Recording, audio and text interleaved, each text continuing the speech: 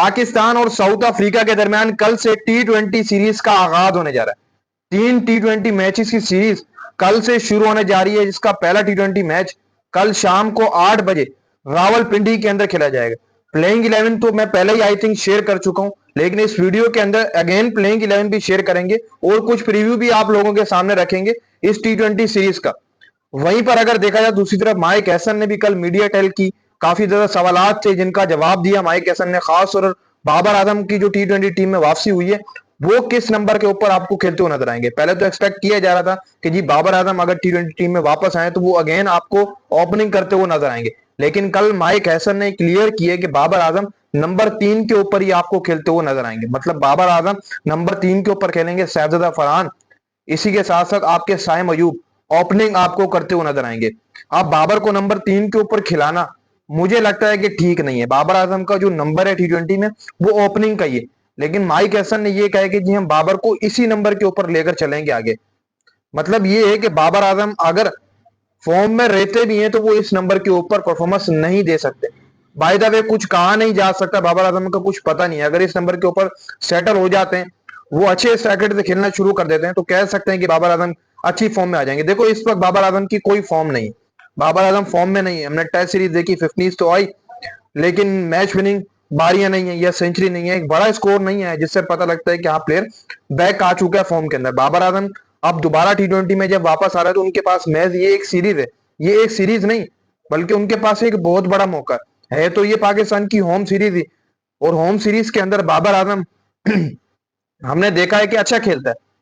और बाबर आजम के पास चांस है रावलपिंडी के अंदर, जहां पर बाबर आजम ने बहुत स्कोर्स बना रखे हैं पिंडी के अंदर।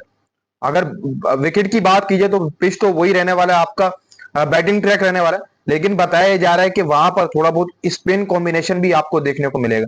मतलब ये है कि जो दो टीम्स हैं अगर पहले बैटिंग करती हैं, अगर स्पिन ट्रैक बन जाता है पिंडी के अंदर, जो कि एक्सपेक्ट किया जा रहा है कि जी स्पिन ट्रैक होगा, ये पहले भी खबरें आई थी कि T20 सीरीज के लिए भी स्पिन ट्रैक बनाया जा रहा है, जो कि मेरे हिसाब से बिल्कुल भी नहीं होना चाहिए था। T20 क्रिकेट में आपको शायद थोड़ी तेज विकेट रखनी चाहिए ताकि आपके बैट्समैन तैयार हो। स्पिन विकेट तो अगर बना लेते हैं फिर ऐसा है कि 150 160 टारगेट हमें देखने को मिलेगा, जो कि T20 क्रिकेट देखने में मजा नहीं आएगा।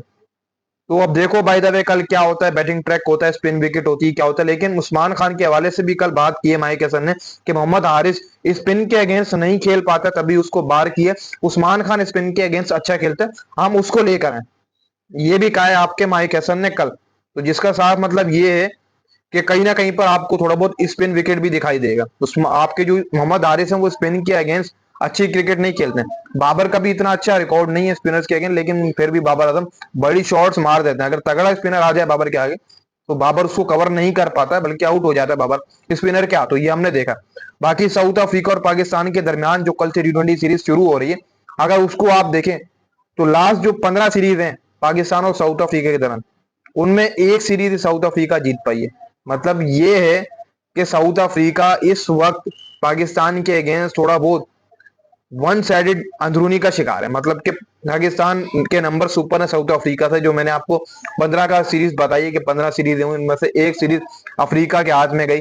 मतलब पाकिस्तान का पलड़ा अभी भी भारी है, लेकिन देखा जाए तो साउथ अफ्रीका T20 टीम भी अच्छी है, लेकिन बाय द पाकिस्तान के पास एक तगड़ा मौका भी है। और आप सबको पता है कि होम ग्राउंड्स के ऊपर तो हमें सीरीज जीतनी चाहिए। हम जब होम ग्राउंड के ऊपर खेलते हैं तो सब लड़के हमारे परफॉर्मेंस देते हैं, ये आप सबको ही पता है। चाहे शहजादा फरहान हो, यहाँ पर डोमेस्टिक खेली है पिंडी के अंदर, बहुत पिचेस का पता है क्या कब होगा। बाकी जो ओपनिंग वगैरह या फिर चीजें बताई जा रही हैं वो कुछ इस तरीके से बताई जा रही है कि उस्मान खान ओपनिंग कर सकते हैं, लाइकली चांसेस है। अगर उस्मान खान ओपनिंग करेंगे तो फिर साइम अयूब को बाहर बैठाना पड़ेगा। ये इस वक्त भी एक चीज आ रही है कि जो पाकिस्तान की प्लेइंग 11 है वो एक ये भी बन रही है कि आपके शहजादा फरहान उस्मान खान ओपनिंग करेंगे, फिर बाबर आजम आ जाएंगे, फिर साइम अयूब, सलमान अली आगा, हसन नवाज, मोहम्मद नवाज, शाहीन शाह अफरीदी, मोहम्मद वसीम जूनियर, अबरार अहमद, सलमान मिर्जा। ये भी एक पाकिस्तान की प्लेइंग 11 बताई जा रही है, लेकिन मेरे हिसाब से ये नहीं है।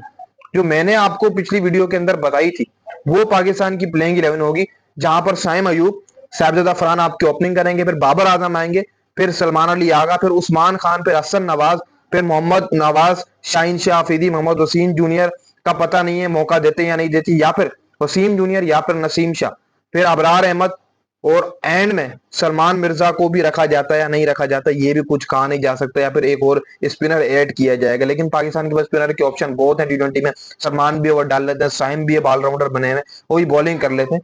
तो ऐसा तो नहीं है कि पाकिस्तान के पास स्पिनर्स की कमी हो। नवाज भी अच्छी बॉलिंग डाल करते हैं, और फिर होम ग्राउंड है।